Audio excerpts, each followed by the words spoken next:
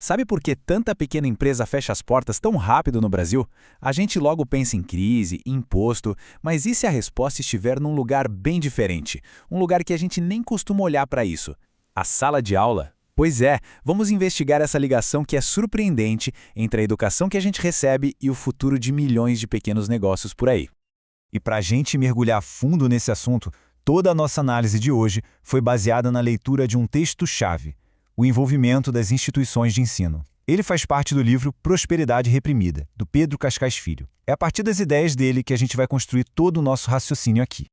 Bom, nosso papo de hoje vai seguir por 5 pontos. Primeiro, a gente fala da sobrevivência que está em jogo. Depois, a gente olha o exemplo alemão.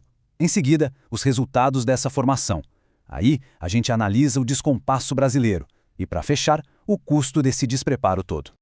Então vamos lá, começando pelo primeiro ponto: sobrevivência em jogo. E olha, essa é a parte mais dura da nossa conversa. A realidade nua e crua que toda nova empresa no Brasil enfrenta. Os números, eles são bem preocupantes, para dizer o mínimo.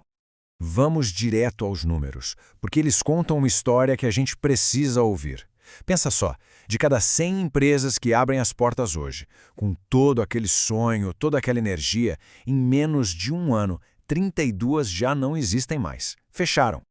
E a coisa não para por aí. Se a gente esperar só mais um pouquinho, em menos de 3 anos, esse número dá um salto. Agora são 56%. É isso mesmo, mais da metade já ficou pelo caminho.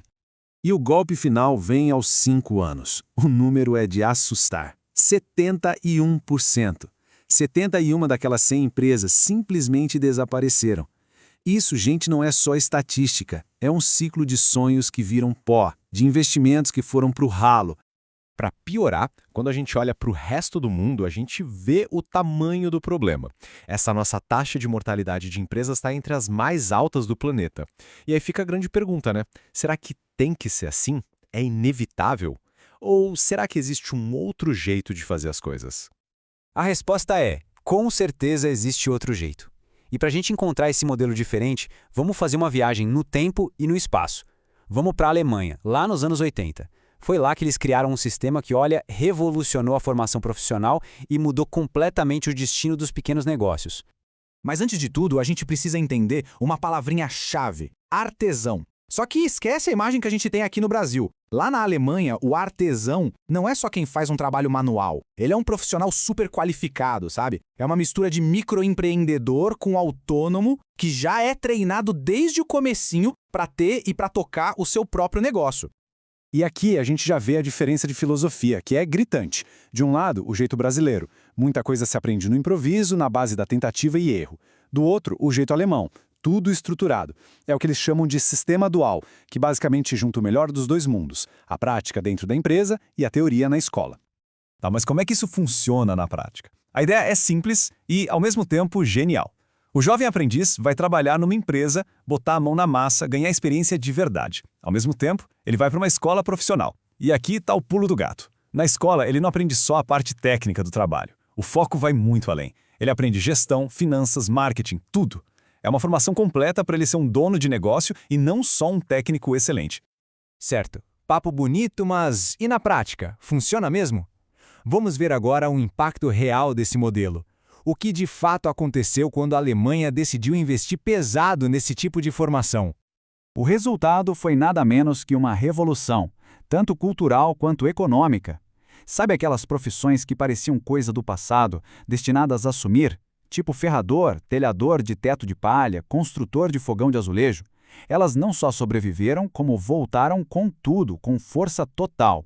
Esse sistema deu uma vida nova para essas habilidades e provou que elas tinham, sim, um lugar super valioso na economia moderna.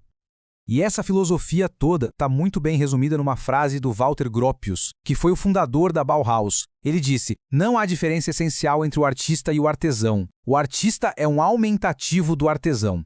Isso mostra o respeito profundo que eles têm pelo ofício, sabe? O artesão é visto como a base, o alicerce indispensável para qualquer artista. É uma mentalidade que está em todo o sistema educacional e cultural deles. E se a gente olhar os números de 1985, a gente entende a dimensão do sucesso. Parem para pensar.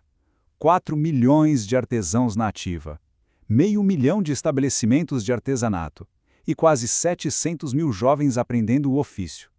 Isso não é um nicho, não é um mercadinho. Era e continua sendo um dos pilares da economia alemã. E talvez o grande segredo do sucesso disso tudo foi que o sistema não isolou os pequenos negócios. Muito pelo contrário, ele fez uma integração profunda. Os artesãos se tornaram fornecedores essenciais, prestadores de serviço cruciais para as gigantescas indústrias alemãs. Um precisava do outro, sabe? Criou-se uma parceria poderosa, uma verdadeira simbiose econômica.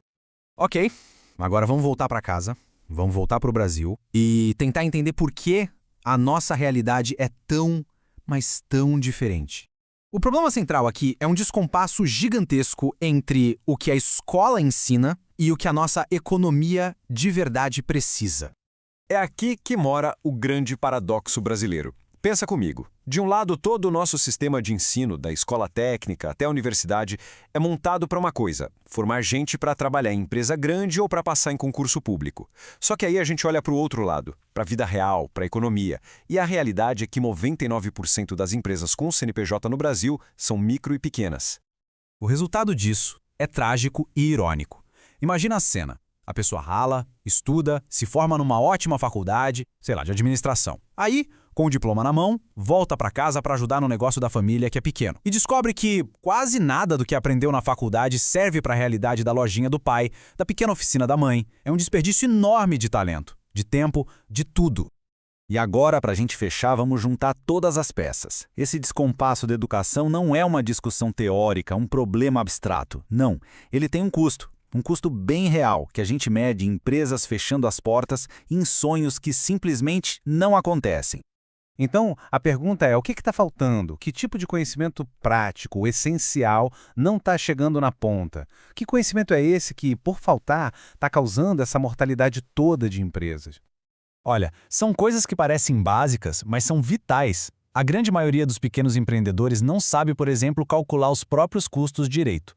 Se confunde todo com os tipos de nota fiscal, desconhece as leis trabalhistas. E não é por maldade, é por falta de preparo mesmo. Ignora regras simples de mercado, de marketing. Essa falta de conhecimento básico acaba sendo uma sentença de morte para muito negócio. E aí a gente chega no ponto nevrálgico. Sem preparo, sem gestão, a única vantagem competitiva que sobra é o quê? É o excesso de trabalho, é a exaustão, é virar à noite, trabalhar 12, 14 horas por dia, 7 dias por semana. O sucesso vira uma questão de quem aguenta mais, de quem improvisa melhor, e não de quem tem a melhor estratégia, maior eficiência. E a pergunta que não quer calar é: esse é realmente o único caminho que a gente tem? Olha, essa reflexão toda faz parte de uma história ainda maior. Para quem quiser conhecer a criação do movimento onde nasceu a Simpev, que hoje é conhecida como AMP, fica o convite para ouvir nossas outras análises.